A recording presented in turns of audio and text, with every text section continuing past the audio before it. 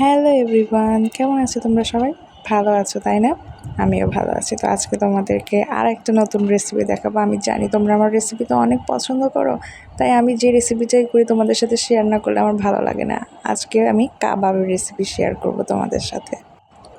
তো আমি বুটের ডাল সারা রাত ভিজিয়ে রেখেছিলাম, মাংস এগুলো একসাথে এখন সিদ্ধ করতে দেবো। দেখো তোমরা একটু দেখে দেখে বুঝে নাও আমি কি কি দিলাম, এগুলো তো তোমরা দেখে বুঝতেই পারবে যে আমি কী কী দিয়েছি। খুবই ইজি জানো। সিদ্ধ হয়ে যাওয়ার পরে আমি যখন ওটাকে ব্লেন্ড করতে লাগছিলাম তখন ব্লেন্ডারটা নষ্ট হয়ে গেছিলো, পরে আমাকে কষ্ট করে পাটায় বেটে নিতে হয়েছিল। তোমরা কিন্তু দেখে দেখে বুঝে নিবে যে আমি কি কি এর ভিতরে দিয়েছি। তো তারপরে সব কিছু একসাথে সুন্দর করে পেস্ট হয়ে গেলে সুন্দর করে সরি, তার আগে তো আমি কড়াইয়ে ঢেলে নিয়েছিলাম না, এটা যে শুকিয়ে নিয়েছিলাম, পানি ছিল। তো তোমরা দেখে দেখে একটু বুঝে নাও। তো যাই হোক, এর মধ্যে পরে আমি টেস্ট করে লবণ, তারপর একটু কাঁচামরিচ কুচি, পেঁয়াজ কুচি এগুলো দিয়ে সুন্দর করে কাবাবের শেপ করে নিয়েছিলাম।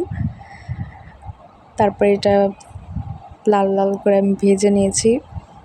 তোমাদের যদি বেশি পাঞ্চে পাঞ্চে থাকে তাহলে তোমরা কিন্তু পাউরুটি ইউজ করতে পারো। আমার কিন্তু বেশি পাঞ্চে ছিল না, তাই আমি পাউরুটি ইউজ করিনি। তো এই যে দেখো কি সুন্দর করে শেপগুলো দেওয়া হয়ে গেছে, এখন ভেজে নেব।